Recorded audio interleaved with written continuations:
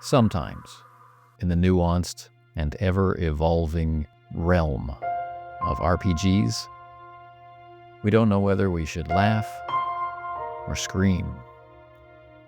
Maybe that truly is the fundamental nature of things. For the next hour and a bit, please consider joining me and my intrepid guests as we talk about just that.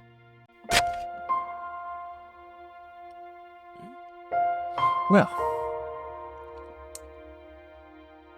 usually, when you hear my voice, you know that you're in for about an hour of conversation about role-playing games.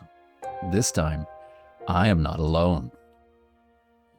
You, dear listener, are not alone either.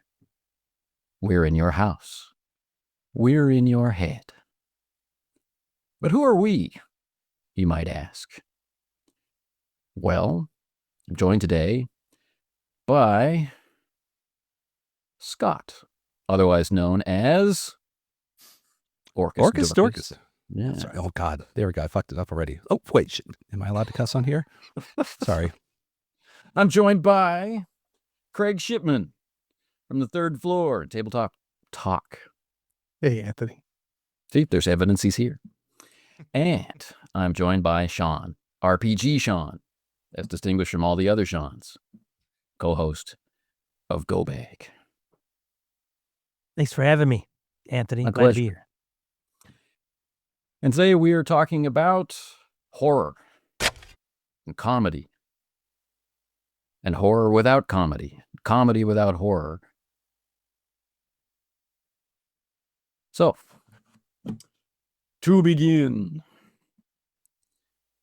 let's talk positives. Who has a story from the past that they can share of a serious horror game that had some positive effect from comedy? I can just say in general, I mean, one of the big things for me, Anthony, as horror is my favorite genre of RPGs. If you look at my channel, the majority of my live plays are of horror games. I think if it's okay, I'd like to make it a little bit of a distinguishing here, right? Because there is the break the tension laugh where somebody says something and we all kind of, oh, right after you got this real intense, moment going on. But that's different than having comedy in your horror, right? Right. Yeah. So, technically speaking, I mean, when you're playing, we can see that little bit of discomfort, wherever the discomfort's coming from, like, oh, I'm going to lose my character, kind of distant discomfort, or I don't like this topic, so I'm feeling uncomfortable, but I'm willing to push the barrier. But sooner or later, somebody in the group has to make a joke out of character to relieve the tension for the group. There's that, of course. But yeah. In character, in play, serious game, Delta Green, Call of Cthulhu, Kult, something like that. The characters being funny. Do we have experience with that? Oh, yeah, of course. And just about every single Delta Green game I've either played in or run. And I'll kind of jump on Craig's comment. Comedy, whether it be a laugh or intentional, in a horror game, doesn't break it. Comedy will not break serious horror as long as that comedy doesn't remove the serious consequences of what you're playing within the game. And, the tone, there's a difference between tone and buy-in when it comes to the game. If your players have bought in, you can laugh yourself silly, tears streaming down your face, and those, and at that moment, that tension is alleviated. And that's also a great point to drop it down, 3 more floors. So there's definitely a place in a position within both serious horror and, intentional comedy games that, or a horror that intentionally has a comedy mechanic or side to it. But I mean, God's teeth, right? God's Teeth Mhm. that, we were playing in, Bud was running that for us until, he unfortunately passed away. But I mean, it was myself, it was, Scott Dorward, it was Seth Skorkowski, it just, these are people who love their horror, but they're also ridiculously funny. Funny. Yeah. And throughout the game, the tensions would rise, and then Seth would say something, we would laugh our heads off. Scott would do something that would just be counterproductive to the whole thing, but it would still be hilarious. But we never lost the scope or the tone of the game. After this tension was alleviated, and I'm going through the same thing as I'm running Impossible Landscapes with them, and it's twofold because it's Seth, Scott Dorwood, it's forgive me, Jared, I forget your last name, but Jared from the Glass Cannon Network, and Alice from Dragons and Discourse, or Discourse and Dragons. She's the Irish woman who does a lot of the the D&D. Oh my God, we found out what's going on, and she's absolutely wonderful. But these are big personalities that they are not going to sit down and buckle down for a serious horror game from beginning to end. There's gonna be a crack, but reeling them back in and whatnot and allowing for that is a lot easier than getting all uptight and you see a Reddit message or a boost. They just don't take the game seriously. They're always laughing, and it's like, you can work with that. Yeah. It's the game's not broken. It's just, you're if you're losing the tone, then you're not doing your job as a game master. But if you're letting them laugh and you're letting humor exist, but still maintaining the tone and the buy-in, it's perfectly fine. It's natural. I think it's a great point. And what immediately comes to mind, Scott, when you talk about buy-in and tone is, and I'm a huge fan of this channel, and I watch all of their live plays, is Mystery Quest. Yes. They're phenomenal, but that is comedy, right? Yes. Like, even when they're playing horror, it is really comedy. It's doing voices.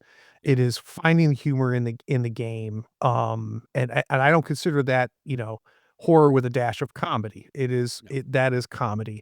But that's where you're talking about. That's where the tone is different, and that's where the buy-in is different. And their buy-in is they're not buying into God's Teeth, No. for everything that God's Teeth is, or Impossible Landscapes. And again, nothing wrong with it because I love Mystery Quest, but that's not where I go if I want to see horror, right? Yeah. Or horror, even though they play a lot of horror games.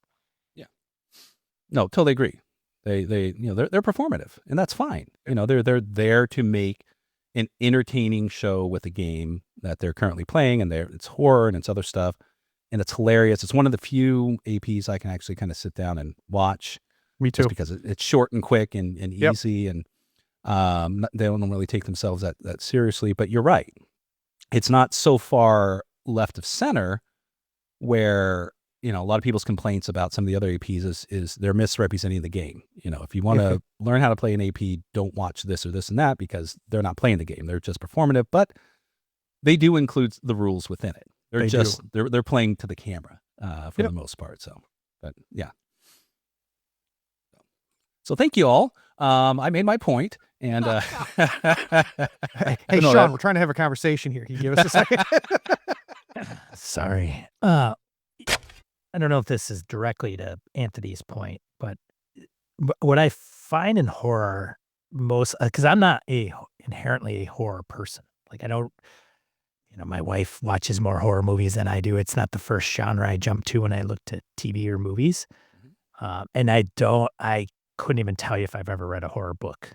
Like, I've never read a Stephen King novel. So, people at this point have written me off at this point, Anthony. So they're like, yep, don't want to hear about that guy. Don't worry.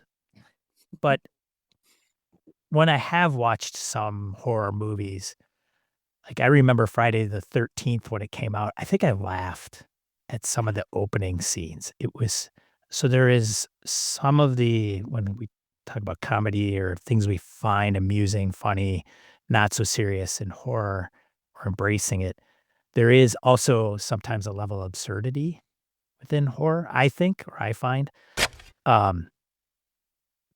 that can turn and change within the game or even within a media like books or movies.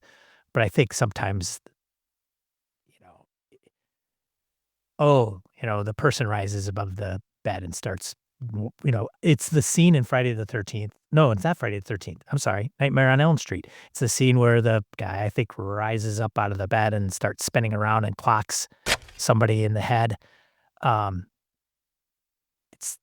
that is also a different type of horror, I think, when you talk about something like The Exorcist, and I know I'm bringing up more media influenced based than RPGs, but it's the inspiration of some of the things that we want to experience in role playing games. So yeah, that's an important point, right? The reaction part, right? In role playing games, we're audience when we're not participants, and so we're going to have reactions, and then we're going to have interactions in play and outside of play, and sometimes that's happening all at the same time, right? We're focusing on a moment where one character is alone and that person is communicating more directly with the game master, and the others are reacting on different levels, and the stakes of that moment are different. And I mean, who among us hasn't been in a scary situation where laughter hasn't been one of the options for how we could react to it? I think that's pretty core. And like you, Sean, I don't watch horror movies per se. I do read some horror authors like Stephen King, maybe at this point now more out of habit than out of passion, but when I'm running games, and it really doesn't matter what game I'm running, there's almost a countdown timer. Maybe Craig can attest to this, where sooner or later, whatever that game is, it's drifting into a framework of horror. Yep. Personal or otherwise. It's my natural tendency or my default point, which to play a pulp action game or something like that, I have to resist against. I have to, lift up into that high adventure, knowing that eventually my description is going to be taking us down into the dark depths. Yeah. Right. So that has to be the opposite for some people, right? An impulse toward levity. Correct. Yeah. I mean, good horror doesn't necessarily doesn't ban comedy, but it does resist it. And what you were talking about, kind of like the tone is better off maintained rather than declared, right? Because it is something that players take their cues from the GM, like you said, and they and there's a granted there's a time and a place. In a perfect world, there's a time and a place for that snarky joke that that just fits perfectly when the tension is just right there and everyone just after a good laugh and they get back to the game. But again, if you constantly let the jokes derail the scene, you're setting the tone. You're maintaining the tone that it's okay to constantly interrupt and change the expectations of the game, because I'm sure we've been either in this or part of it, where if you've ever been in a horror game and this it might be a con game or whatever, it's just like, this is a serious game, no jokes, or something stupid like that. Good luck. That's just an imitation. Right. That is not. You're going to get people in there. Streisand effect. Right. So I don't know. I mean, I'm probably, maybe out of the three of us, I will always lean more towards the humor side, because humor is my natural reaction to something horrible. That's my coping mechanism. I am the guy in that famous black and white photograph taken at one of the opening movies of the chestburster in Aliens, where everyone is just like this, and there's that one guy in the back just laughing his ass off. And that's not because I think it's funny. That's just how I've always coped with horrible stuff like that. So I have to maintain myself. I have to control myself a lot of times in horror games if I'm playing, because I will easily, crack a joke here or there just because, not necessarily because it needs it, but there's an opening. And I've had to, learn over time, because, I'm no longer a young man, I'm approaching 30 and it's rough. You look good for 30. Thanks for blazing that trail for us. Oh, I know. It's I am here. I have fallen so others can stand. But no, it's definitely something where, I need to reel it in sometimes, because it can be easy to just, pop a joke in at the wrong moment or say something inappropriate. And of course, going back to God's teeth, good Lord, is there all sorts of inappropriateness that you could really, destroy the moment if you threw a joke in there, and it ruined the tone of what your agents are supposed to be representing in the game. So, but something as intense as God's teeth, I think, almost has to have moments where we just take a break, because that scenario rides hard. And just when you think it's done, it's not done. I can see that. So, Anthony, you mentioned like an example of in character. Yeah. And I can think of one, and one that was unexpected how much I enjoy it. So I am on my channel playing Trail of Cthulhu: Eternal Lies.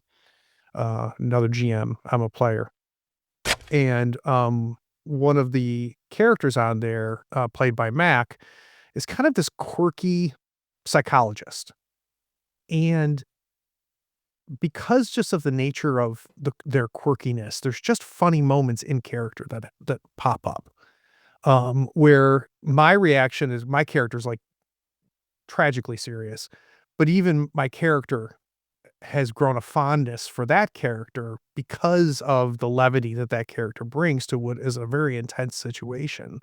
And then our characters have a running joke about another character who early on in the campaign killed somebody with a car. And now we just joke, we can't let her drive, right? Or we're in trouble. Where's her car? Right. And those jokes are made in character. Sure. But for me, like, the reason I'm okay with it and it works for me, and this is tying into what Scott mentioned, is that when the reaction is not comedy, when it's not quirkiness, those players take their characters to the proper place, and I believe them. And the other part I think that's important here too is that if everything's horror, nothing's horror. So that Sure. contrast, right, can make the horror even more intense, as you go. Have you found that your very serious character has evolved into a straight man for this quirky character? No, and the reason is, and this is, I think if Mac is 22 years old, she's freaking 15. I'm amazed at her ability as a player. She doesn't play the doc for laughs. It's just this doc is just a quirky person, and has quirky reactions to things, and is reacting to the horror that character's going through a little bit different, but again, believable. I would very much struggle if I felt like the reactions were contrived or not honest. And I think that's true just in general, right? That's all I ever ask for in a fellow player, or is if I'm a GM, is I just want to believe. I just want to believe your character. That's all I want to do. And again, even though they are definitely comedy and stuff like that, but no, my character is not a straight man to that, because it's not a bit, if that makes any sense. Good.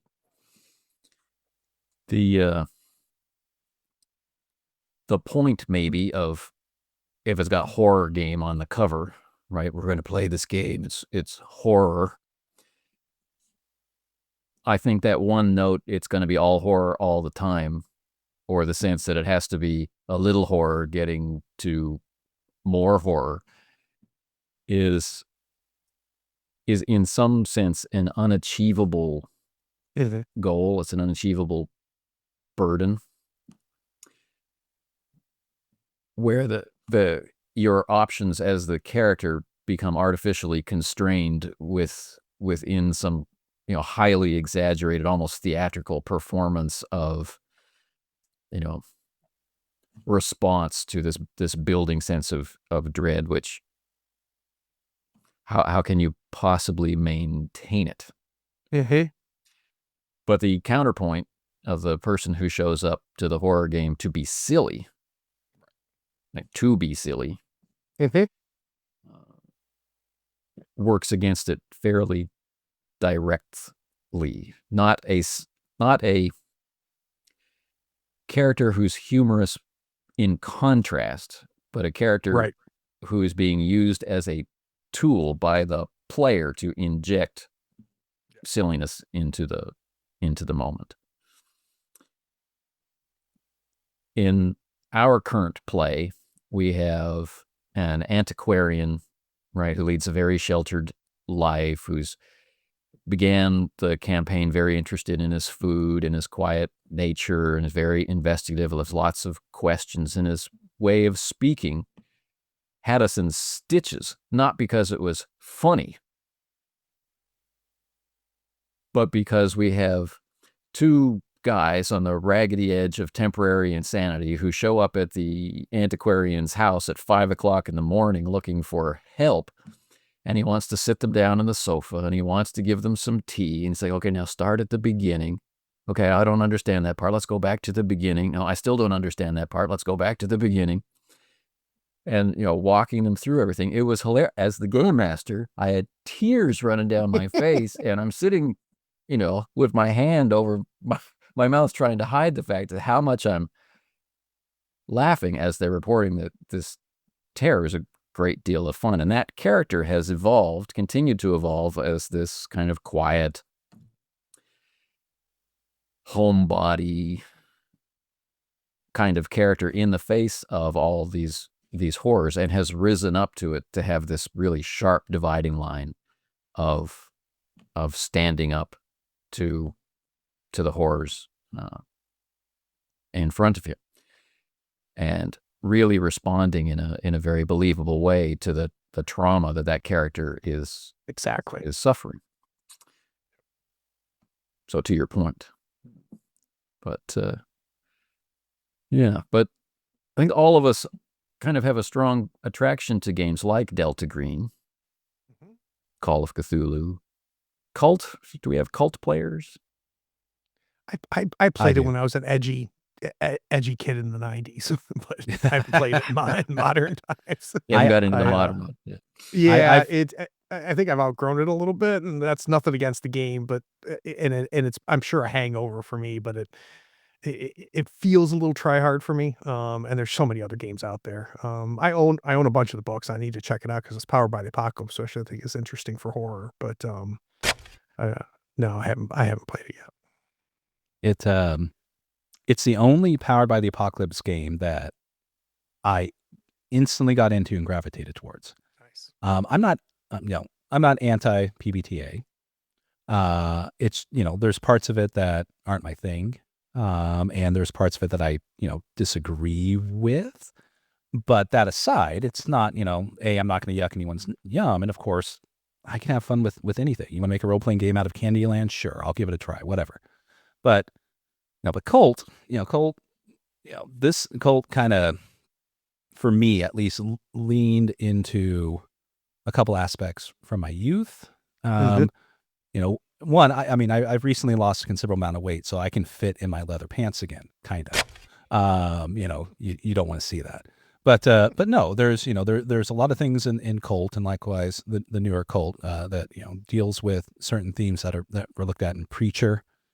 Hellraiser, if you're familiar with the old game, the Whispering Labyrinth, but growing up, I was never really a big horror person later in life, but when I was younger, I was the latchkey kid who was given the VHS rental card, and after school every day, it was just a stack of the 80s horror games, or horror movies. And, just watching everything and anything I should not be watching, but wasn't supervised at all. But, so there's a foundation for that.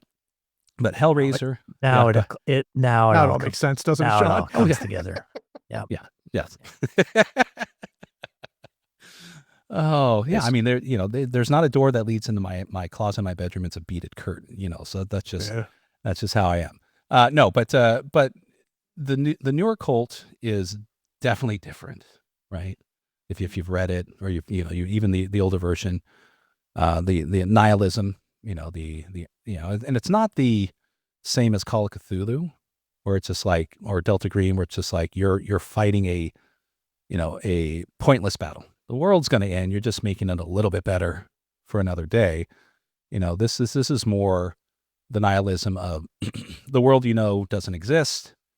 Everything you've done is pointless, and what you've just discovered is somebody has stolen, everybody's agency, and you're just finding about it now. And there's this horrible creatures and powers and people that want to maintain this authority. And on top of that, guess what?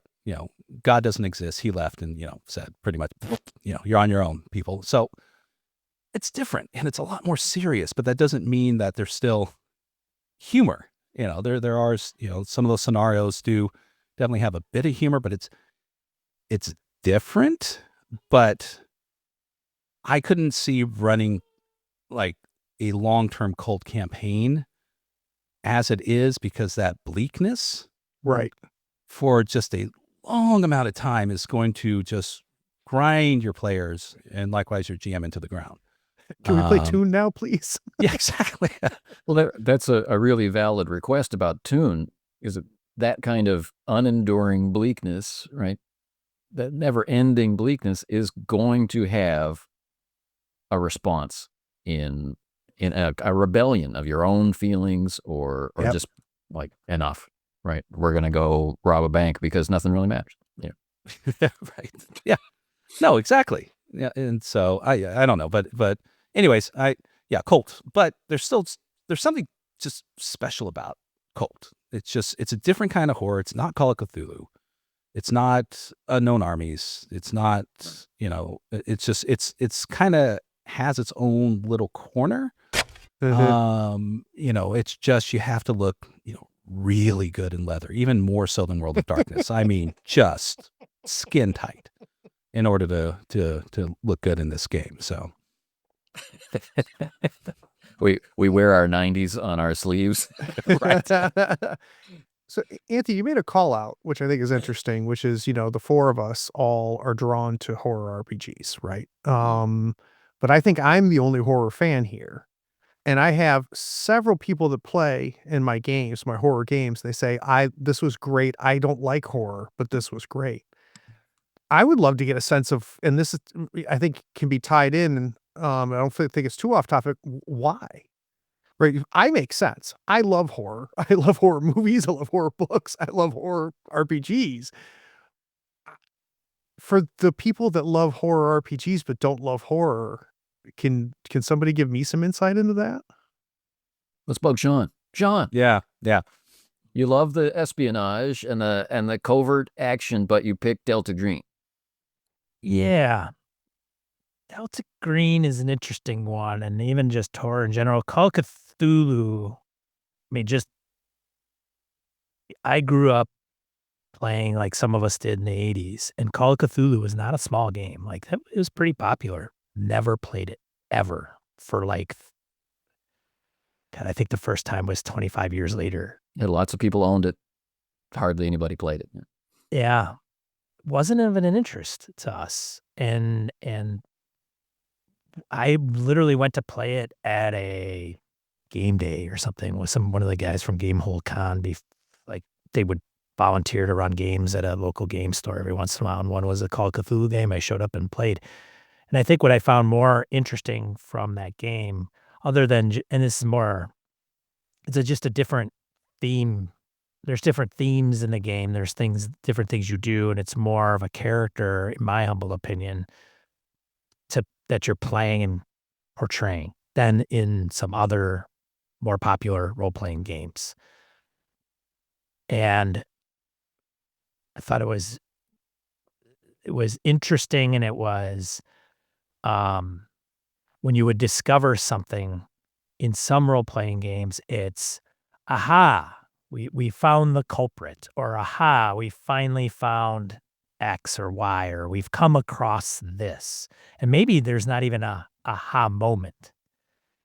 In horror, I felt that it is, and it's Ermagerd, or, it's a different type of discovery, like, oh, okay, like this is what's coming across, and this is what we're feeling in the moment, which is different than some of the more popular role-playing games in the world that we know of. So that intrigued me, and then Delta Green has always been, it's funny, that's been around since Call of Cthulhu. Never played it, right? But it's got a, I did a video on Delta Green and how some of it compares to Call of Cthulhu, and it's different because you are actively out seeking it, where Call of Cthulhu, you're kind of tripping across it. Yep. It's neither better or worse. It's just a different approach to it. And so I think with what I find interesting in horror games, or even, whether it's Call of Cthulhu or Delta Green, and I reference those two because they're the most popular in my world and what I play. And if I were to play something else, the components that I find in some of those interesting horror elements is that those things. It's the uneasiness, the unsettling, still knowing it's a game, and the role that you take is just different, and what you experience in those games are just different. It's just they are. Like, I'm not adventuring, I'm not in a dungeon finding a treasure. It's, now what do we do now that we've encountered this? Or wait a minute, what's going on here? Yeah. Right? Like, yes, I'm asking that not from a perspective like I literally don't know. I mean, it could be literally I don't know, but it is trying to get my head wrapped around, why somebody had just had a shish kebab at a dinner table go straight through into their skull. Yeah. No, Like, what just happened? Right. Yeah. Right. So I don't know if that helps. No, you're not going to get the same impact in a fantasy role-playing game, right? Some of the themes that, you've read or you played in Delta Green, Call of Cthulhu, and these horror games, you drop those in there, you're going to get, a boatload of messages, whether it be on social media or whatever the case may be, after you run that game, because it's just like, wait, this is not what we're looking for. But in horror, that same person who was just appalled about that in the fantasy role-playing game will sit down there with a grin on their face and go, oh my God, this was superb. I'm on my seat. And the only difference is just, the genre. And Yeah. it's Expectation. it's odd. Well, let's flip it a little bit. We've been talking about the serious side, but we also have games like Ghostbusters, Laundry Files, Rivers of London, and these all have different aspects Triangle of Agency the was another one. balance. Pardon? I didn't. Triangle Agency is another Triangle one. Agency. Yep. Right. Well, they have a different mix of horror and comedy as expectation. If I say Ghostbusters, I think most people are thinking the play could or should be funny. And if we say Rivers of London, thinking more drama, but the books are incredibly funny. Laundry Files kind of tries to walk both tracks at the same time. Really extreme horror with a constant flow of comedy. I'll argue Paranoia goes in there too. Oh, yeah. Paranoia, You definitely. talk about the elements of Paranoia are horrific, but it's a comedy game. Well, yeah. No, it's out of all of those, the most interesting one I feel is Ghostbusters, because not all of them, but some of them, Paranoia, Triangle Agency, Laundry Files, they do have some sort of aspect or component to it that will lean into the humor. Whereas Ghostbusters, I was just looking through the rule book today. It doesn't. It's a straight role-playing game. Mhm. The only lead you have into making this funny is essentially a suggestion about banter. So it's up to the players to make this funny, and their knowledge of the Ghostbusters universe and whatnot. Whereas I know this is probably rare, but if you're one of those rare people who may have never watched or heard of Ghostbusters, which may be happening because we're kids are Time moves on. time and whatnot, may read it as it does throw out humorous bits within the rule book, but still they're like, well, you can play Ghostbusters as a straight edge ghost hunting game. You could. And never have any humor injected in it whatsoever. Whereas Paranoia, at least, some of the more current iterations, you dive right in, put a +1 on this character sheet, hand it to the other person, and they're going to knock it down to -1 and go around the circle. And by the time you're done, everybody hates each other. And this is fantastic.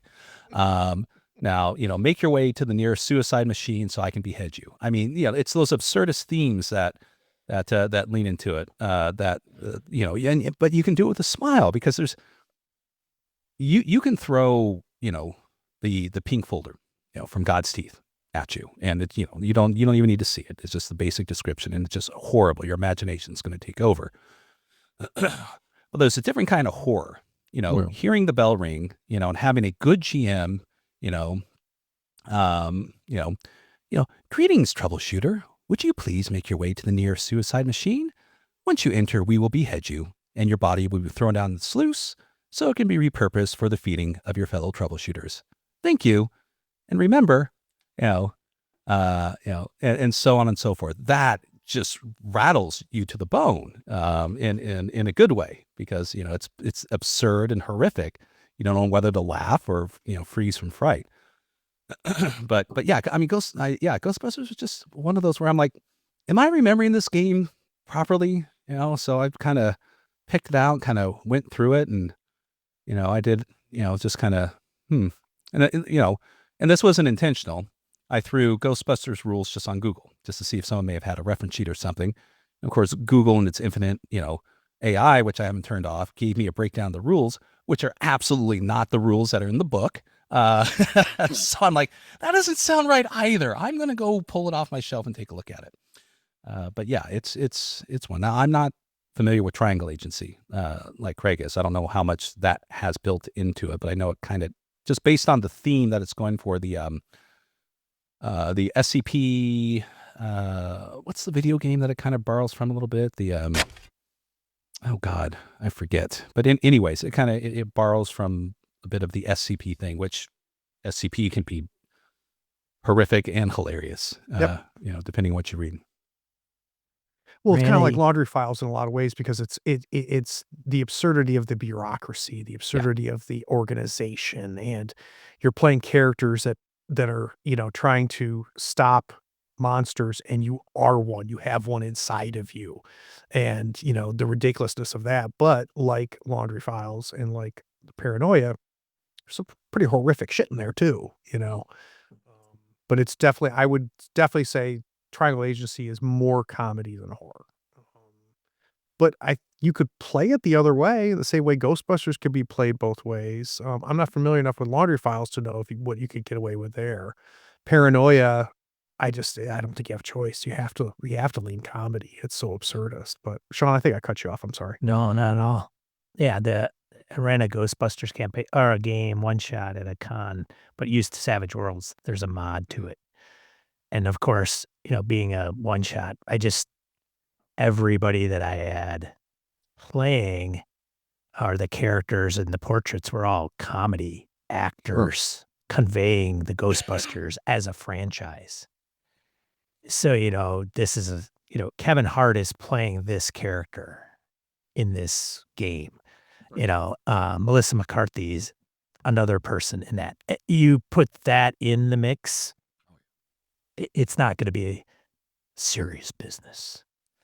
And if it is serious business, it's It'll funny still be funny. because Kevin Hart is trying to be serious business, right? Like it's even more funny. So, Oh, York, I knew him well, Horatio.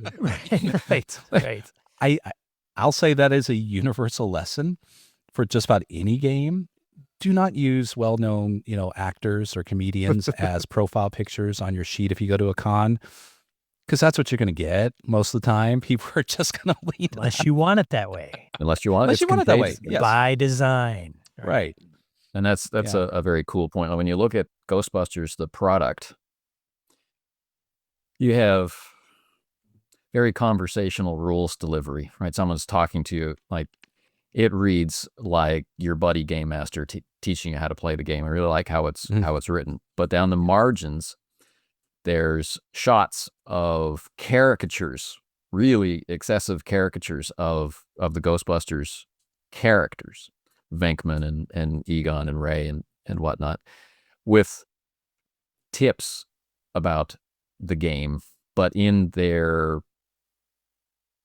particular vocal delivery style. Yes. And the rules are pretty normal rules, although death is a very distant possibility. It's more about losing your dignity.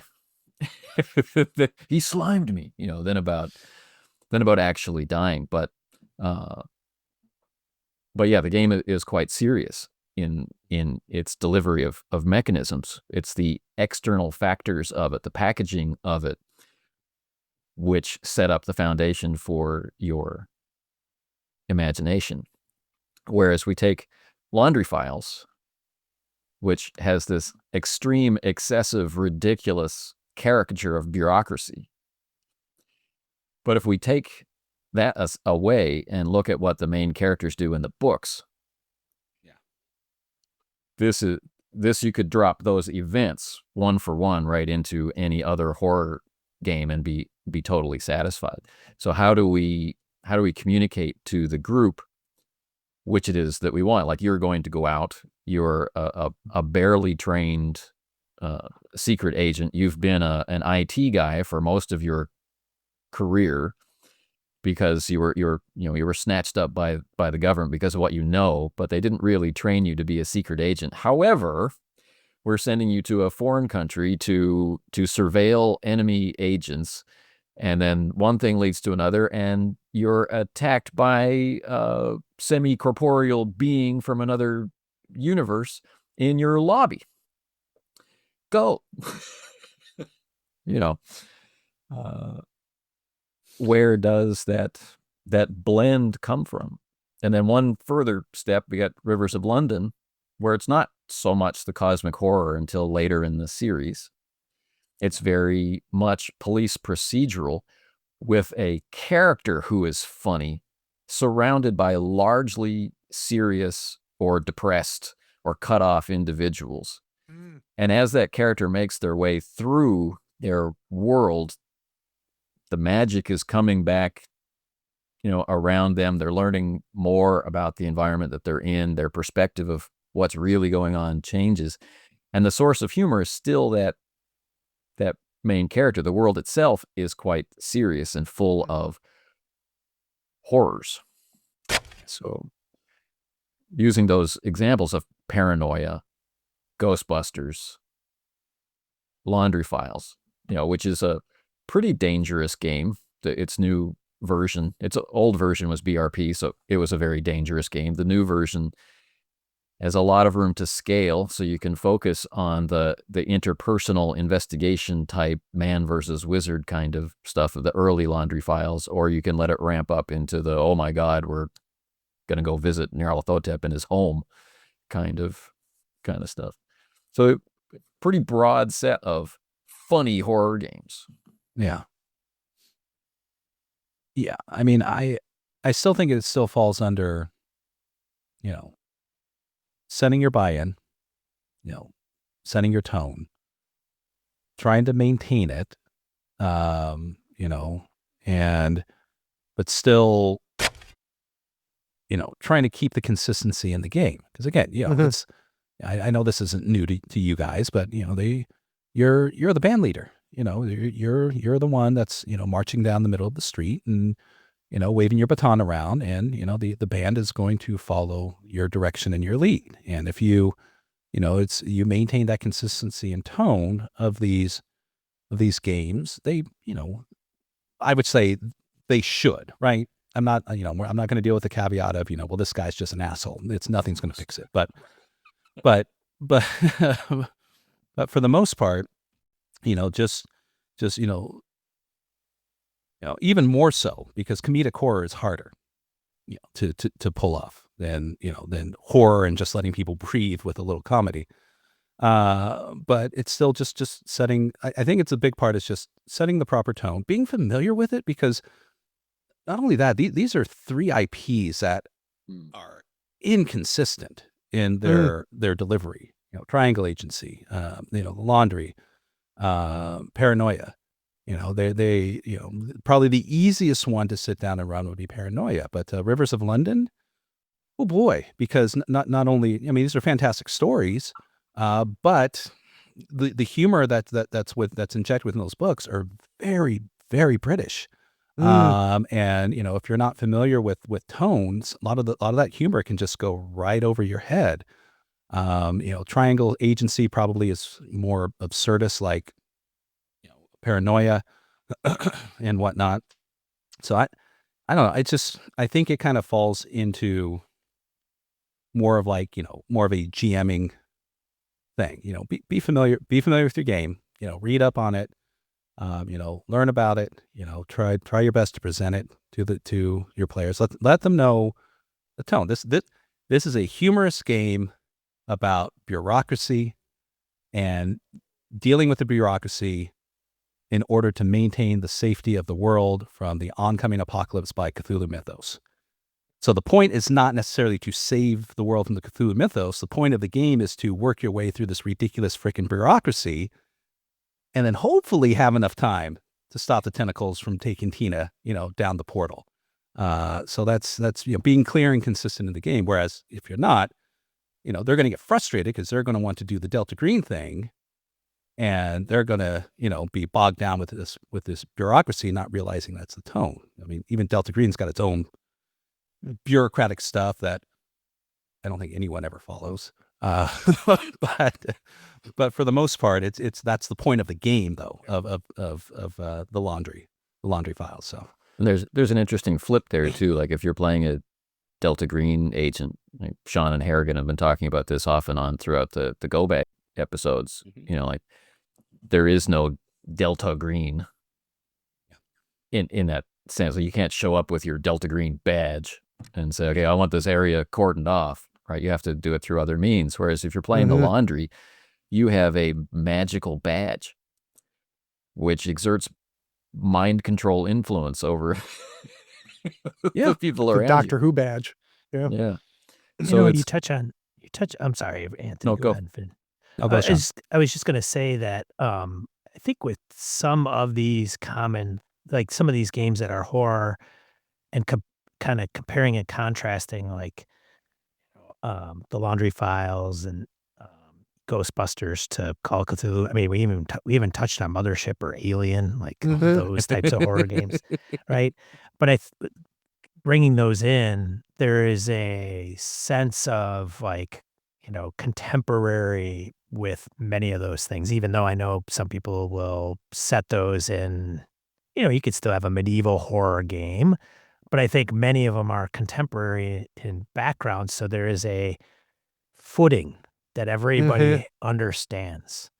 And with horror, with those games, it's moving that footing, coming out from underneath.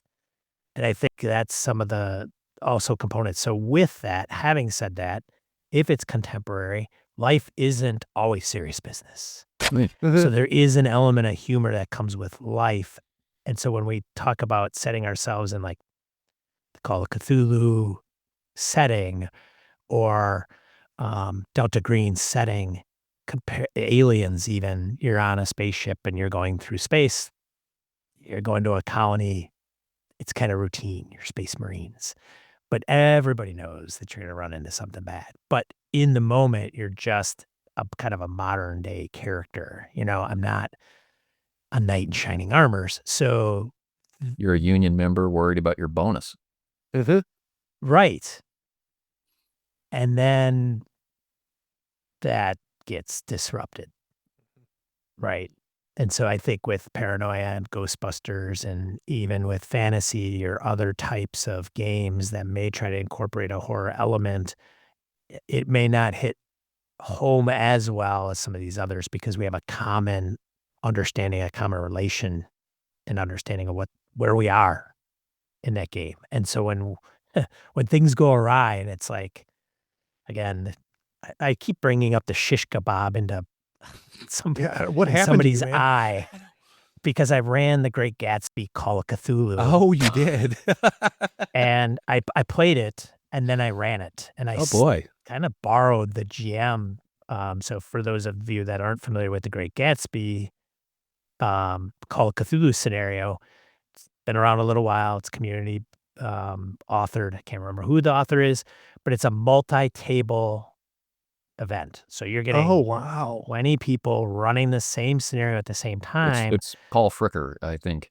Is it Paul that did it? It's hard to understand when you read it because people change tables. Oh, that's interesting. I could tell you more. Gatsby and the Great Race. Yep. Gatsby and the Great Race, yes. Oh, and so wow. The premise is Gatsby's having dinner and you are guests. And then it's like, whoop. So one of the scenes I had was like, and they're laughing and joking and a woman's, eating the shish kebab and her, her significant other's laughing and boom, an elbow hits her and boom, right into her head. And it's like, so everything's like Gatsby, right? You're there, you're in the party, it's, the 20s. And then all of a sudden, what just happened there? And it's not even like, horror as in, evil. It's this craziness that just occurred, right? Kind of like the I don't know, for those who may not be familiar, but there's the Blood Brothers books from Call of Cthulhu that they weren't mythos, but they focused primarily on cinematic themes and genres. Yeah, and they so they used the Cthulhu rule book. And nothing really, it's been a while, but nothing really, was mythos related. But imagine if you're using the Call of Cthulhu rules to play through some horrific thing that a werewolf movie or other things like that. And I spoke with a few people that the Great Gatsby, I don't think Paul ran at the last Chaosium Con because he didn't go out, but he may have run it at the UK one.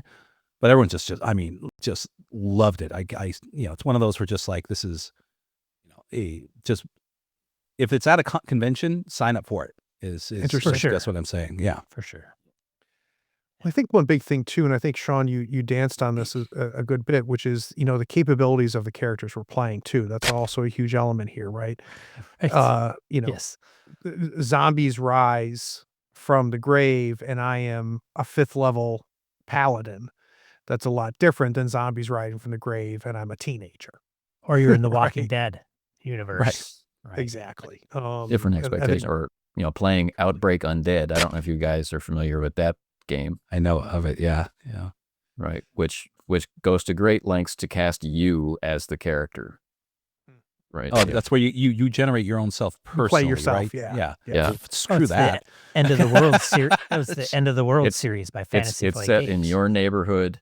You create a character who has your physical stats. They have a psych. They originally, I don't know if it's still active, they had a psych test for you to develop a mental framework for your character so you could have truly personal horror. It's very different than Armies of Darkness, where we're playing in Unisystem in the Bruce Campbell role. Oh God. Right. Our expectations. Yeah, that's another episode. The Army of Darkness RPG. Yeah. Okay, so I picked that up. I was lucky enough to get a physical copy for nothing. And I mean, little tiny sidebar, but it's worth the read, right? It's a piece of RPG history. I have no problem with the Unisystem, Yeah, it's but just but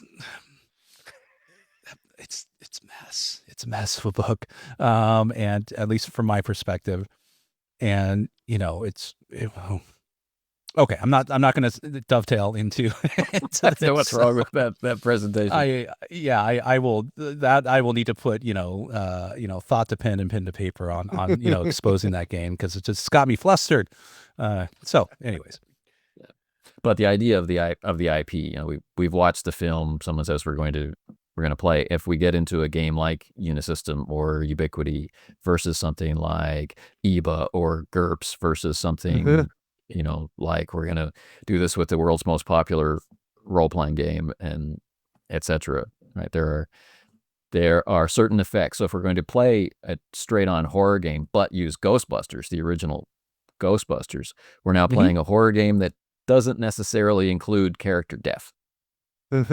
Right. Versus playing it in BRP, which pretty early on is going to involve character death, or it has a sanity effect, whereas Ghostbusters and Paranoia do not. And or like Sean brought up, or Mothership, where you could die within the first few minutes, and it's happened. Yep. It's happened. At least with the older rules. I know they kind of changed it, but twice. It's still pretty lethal. Yeah. But I mean, a heart attack spiral within like 20 minutes of the game, using the first, the original rules or whatever, and it was great. And of course and it was humorous, because it just the domino effect, and, nothing worked and everything, it just essentially, you clutch your chest and you die. And he's just like, well, throw me out the airlock. How do I make my new character? So, but we have another little sweet spot with Alien, which not only gave you the sense of panic, so nervousness leading to fear, leading to panic, but that was also contagious, mechanically contagious to other characters. Very interesting expectation opens up to the players. Oh yeah, in that regard. So lately, go ahead. No, you go. I was going to say, lately I've been playing Cthulhu Dark, running a lot of Cthulhu Dark and running a lot of Liminal Horror.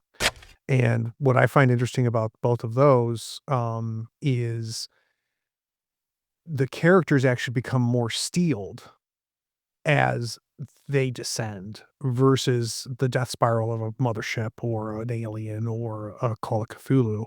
And it's very, very interesting. And especially in Cthulhu Dark, because Cthulhu Dark,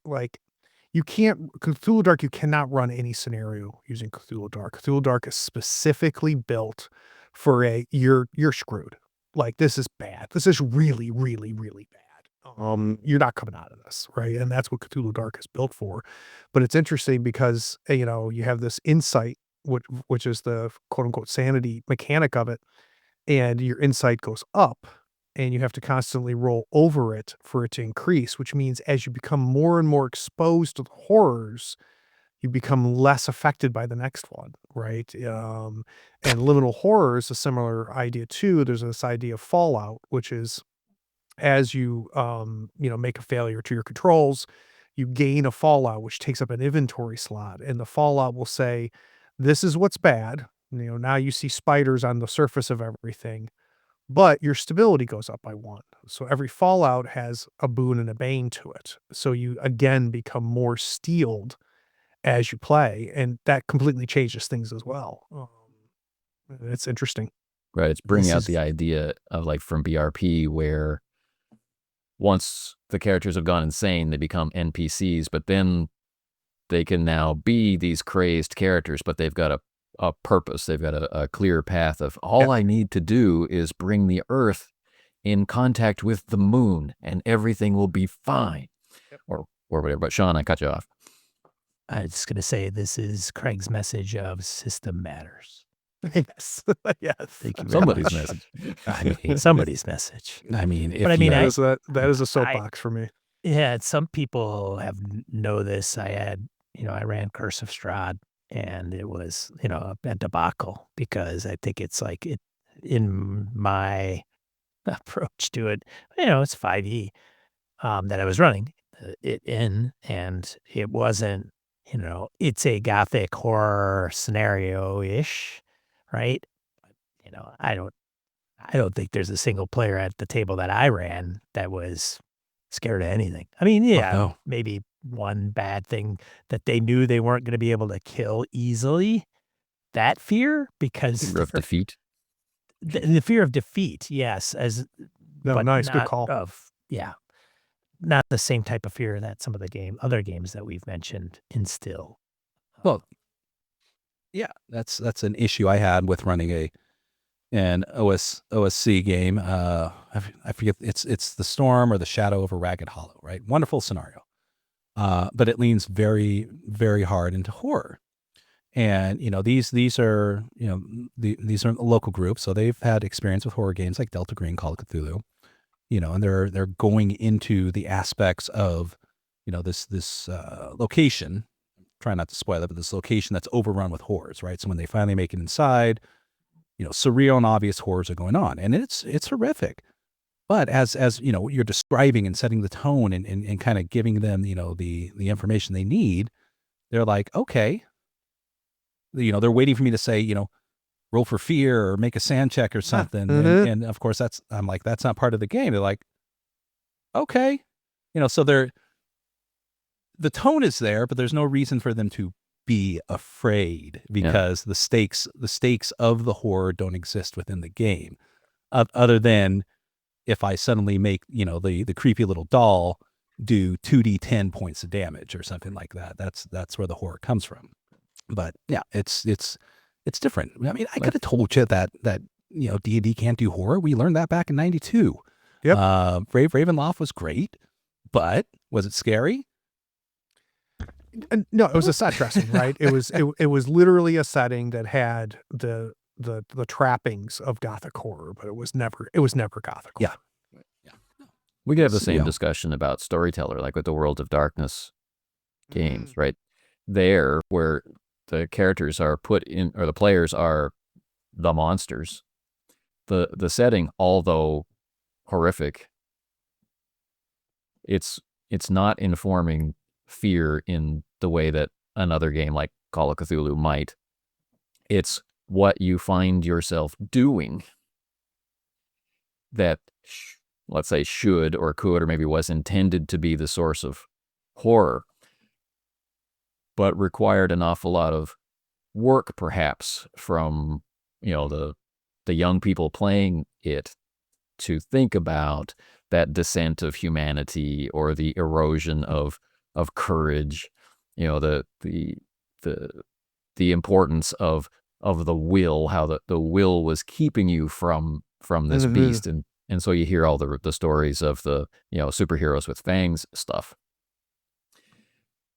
But again, there was an expectation that the fear was going to be internal. The player was going to be saying, wow, my character really should or could or has to do this horrific thing, and how does that make me feel? Or it may or may not happen, depending on the group. But I see we're coming up on time, so I've got one final question.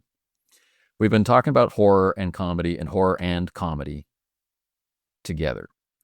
And this conversation happens a lot out there on the internet, I think. And there's a sense that these two things are opposite.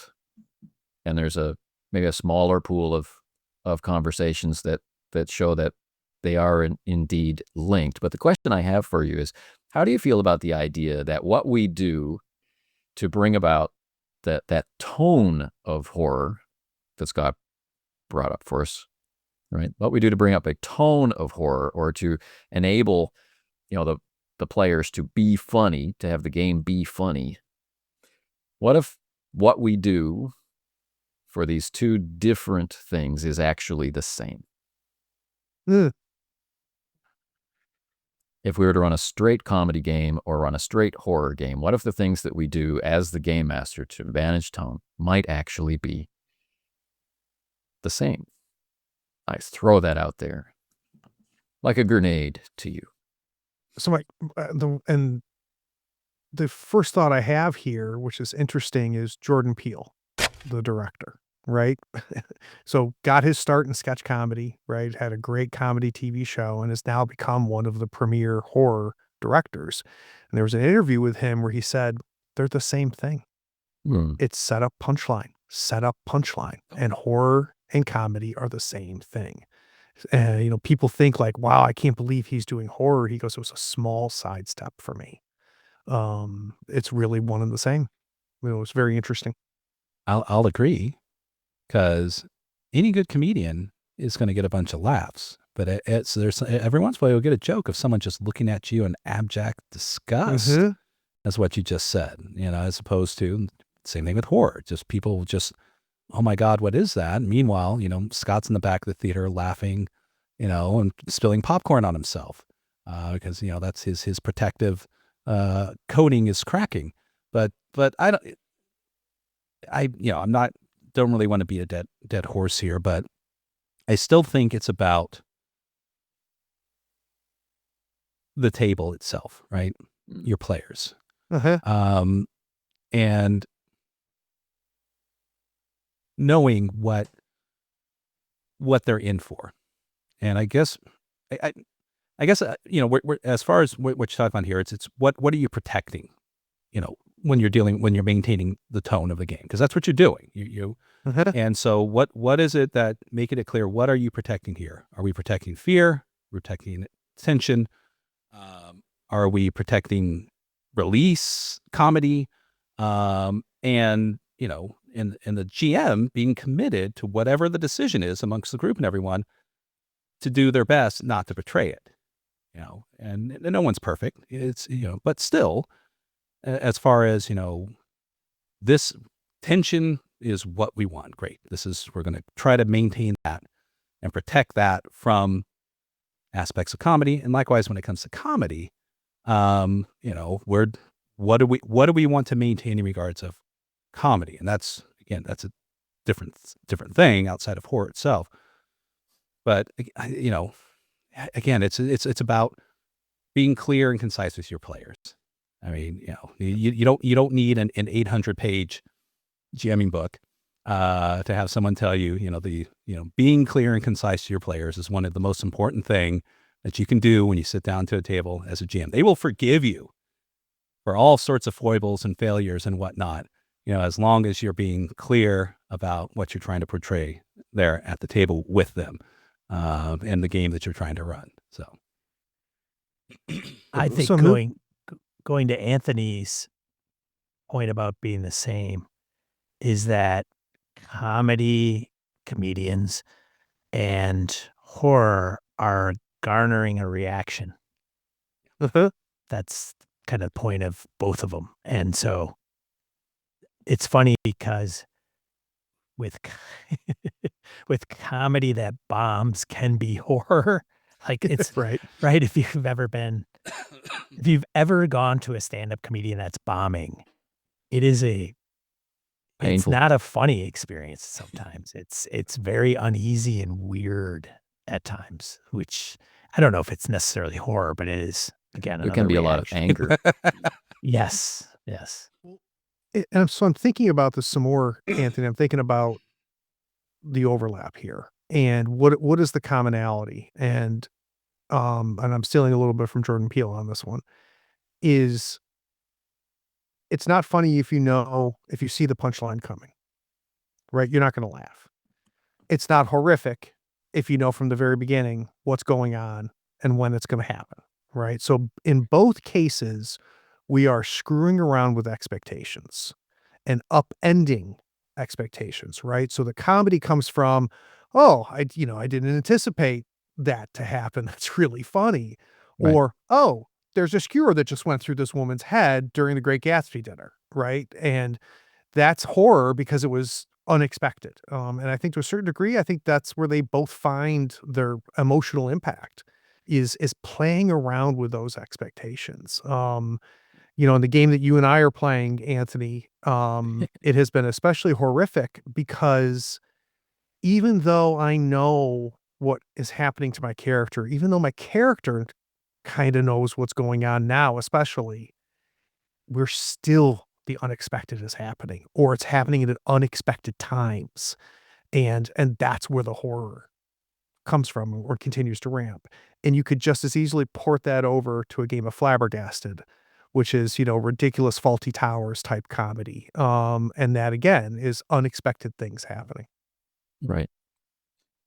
So I think to hook into what Sean was saying before, if we're grounded in a universe that we truly understand, like it's our life to a T, but with this little detail added of, well, alien entities from beyond the stars are about to erase everything at any moment when the stars are right.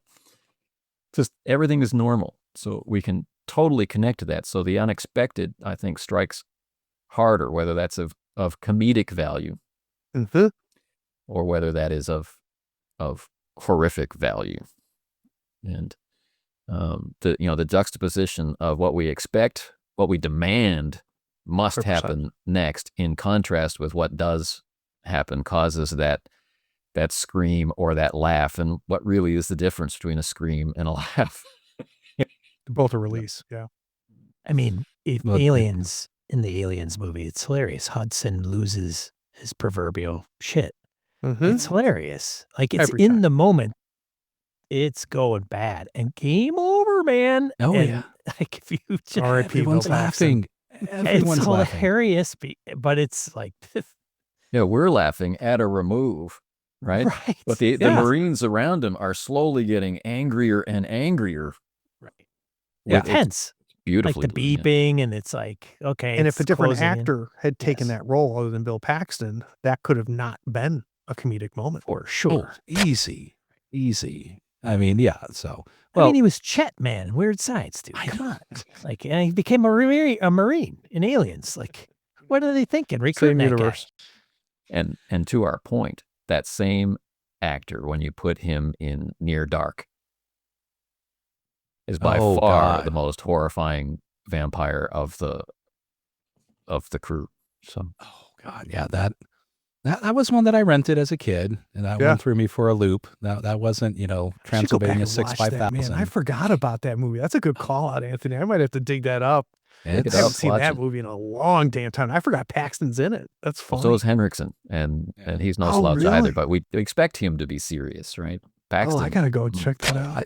And yeah, I forgive me, but super horror fans, but the kid in the army jacket, I forget his name and what he played, but I mean, it was stupendous. Of course, it's technically on the verge of B movie horror-ish kind of thing, but it's definitely on the list of must-sees if you're a horror movie fan, without question. So just not on VHS.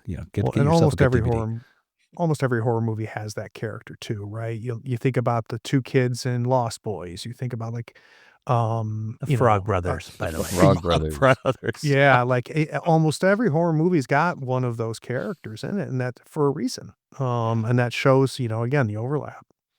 I mean, like I'd said earlier, comedy doesn't break horror as long as it doesn't remove the consequences. Yeah, no, that's- that's a good call out. So we can have it as two sides of the same coin. And do we want that coin just to be lying there flat? Look, it's heads. It still hits. Or do we want to, flip it and see what happens?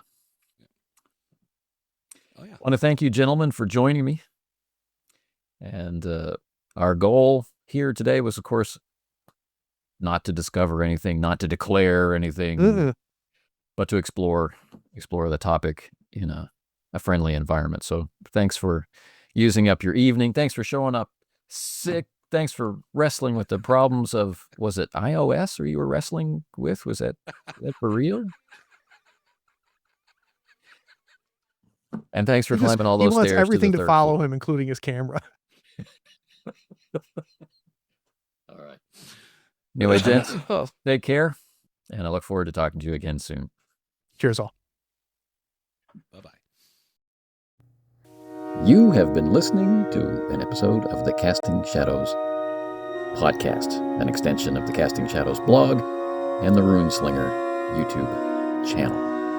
If you have any thoughts to share or comments to make about this episode, any previous episode, or any episode to come, Well, you can leave us a voice message via SpeakPipe at speakpipe.com/castingshadows-podcast. There are other ways to get in touch with us, and you can find them in the show notes.